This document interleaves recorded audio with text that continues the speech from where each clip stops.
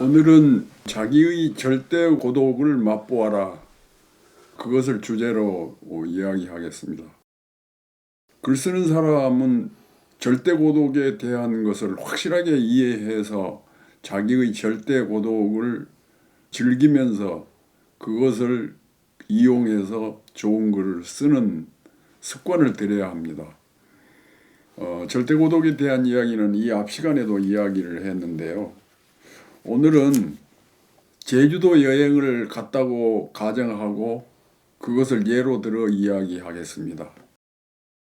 우리들이 제주도 여행을 비행기 타고 가서 가령 도르하르방을 본다든지 한라산을 올라가서 백록담을 본다든지 그리고 제주도의 흔한 그 해녀들을 본다든지 이런 것들을 본다는 것은 하나의 객관적인 사실들을 관찰한다는 거예요.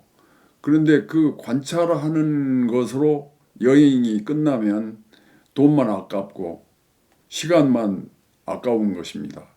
그러면 무엇을 보고 와야 되느냐 하면 그 여행지에서 해녀들, 돌하르방, 한라산, 백록담에 핀 철쭉꽃들 이런 것들 속에서 자기의 실존을 읽고 와야 됩니다.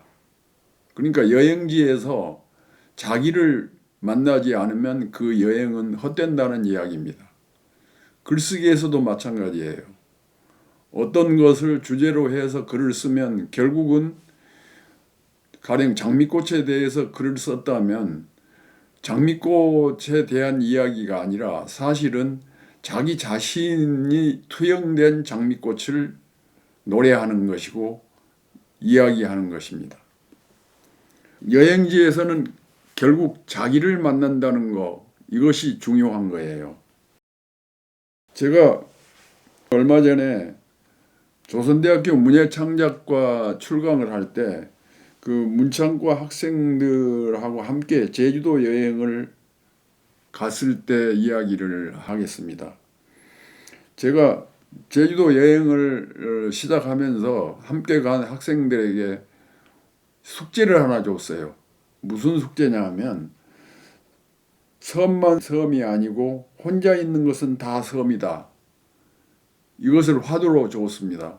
그리고 여행이 끝날 무렵에 그 화두를 통해 무엇을 느꼈는가를 점검하겠다, 시험하겠다, 테스트하겠다 그런 얘기를 제가 했어요. 그 여행 마지막 날 그 화두를 들고 사유한 결과를 한 사람씩 말하게 했습니다.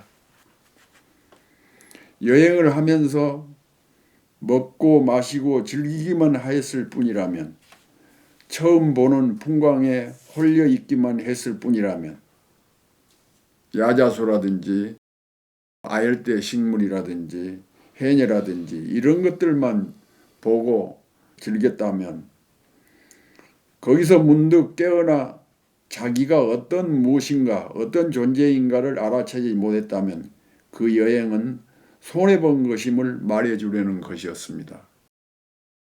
사람은 사람들과 관계를 맺고 살되 그 관계 속에서 자기의 삶 속에 가둘 줄 알아야 하고 그러니까 사람들 속에서 자기라는 존재를 발견하고 자기라는 존재가 하나의 섬이라고 그리고 혼자 있을 때에는 자기의 섬으로부터 벗어나서 대우주 여행을 할 줄 알아야 한다는 것입니다. 그러니까 나라는 사람이 제주도를 어떻게 인식했는가? 그 물속에 들어가서 숨을 참고 해산물을 캐내는 해녀의 삶을 보고 나의 어떠한 점을 비유해서 생각할 줄 알았는가? 혼자 살면서 혼자 속으로 모든 것이 들어가기도 하고 혼자 속에서 모든 것이 나가기도 한다는 그런 것입니다. 나는 확실한 섬이어야 하고 내가 하나의 섬이라고 하는 것은 절대 고독자로서의 존재를 얘기합니다. 이웃의 다른 확실한 섬과 관계를 맺을 때 내 섬은 의미가 있어진다는 것입니다.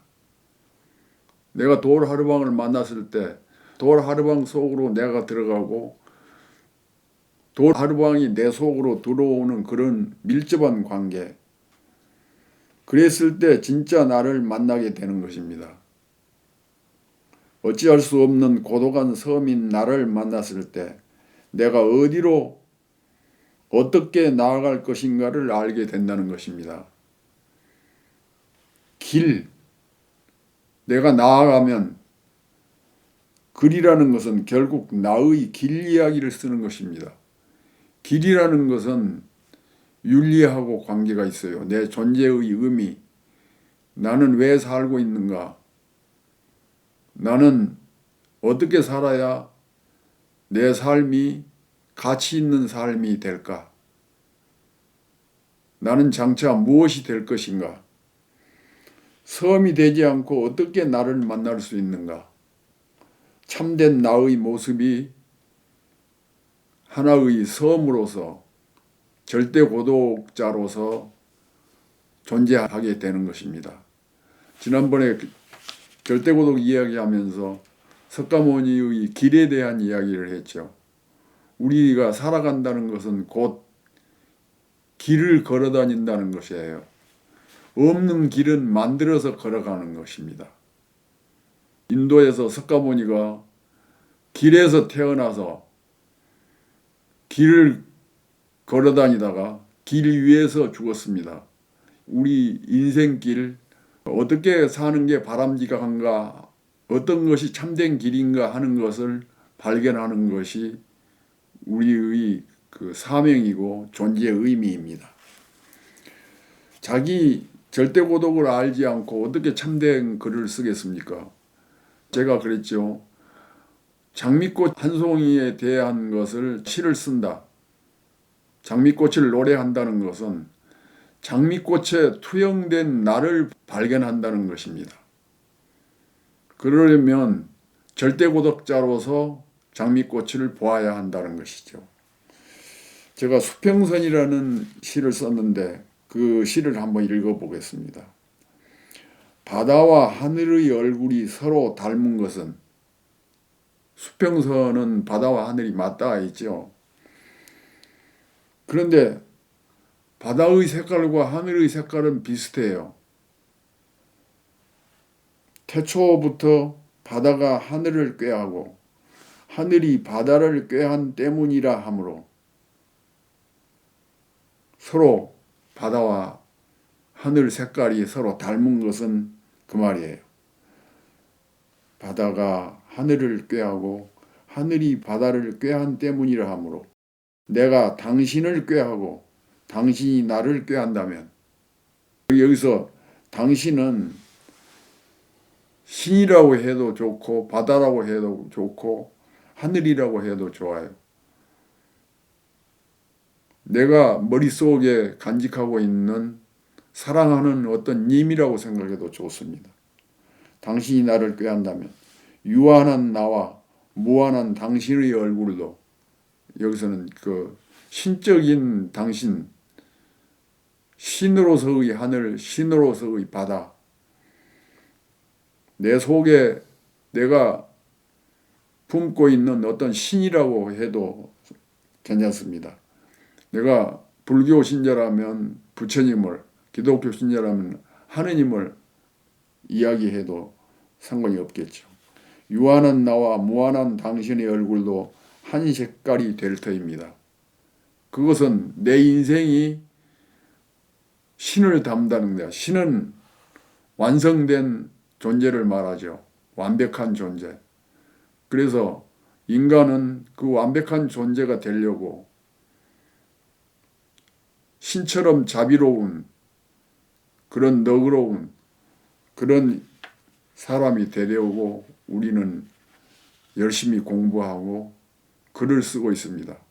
여러분들이 쓰는 글도 길에 대한 이야기입니다. 절대 고독자로서 어떻게 길을 헤쳐나갈 것인가 하는 그런 글쓰기가 바람직한 글쓰기라고 저는 생각합니다. 아까 우리들이 화두로 삼았던 자기 절대고독을 맛보면서 자기 절대고독에 투영된 일상, 장미꽃이라든지 날아다니는 새라든지 이런 것들을 노래하는 것이 가장 좋은 글쓰기가 될 터입니다. 오늘 이야기는 여기까지 하겠습니다. 감사합니다. 한승원 선생님의 강해는 매주 1회에서 2회 업로드합니다. 교재는 한승원 글쓰기 비법 108가지입니다. 글쓰기는 영혼을 맑게 하는 세상에서 가장 아름다운 비약입니다. 구독, 좋아요, 알림 설정 꼭 부탁드립니다.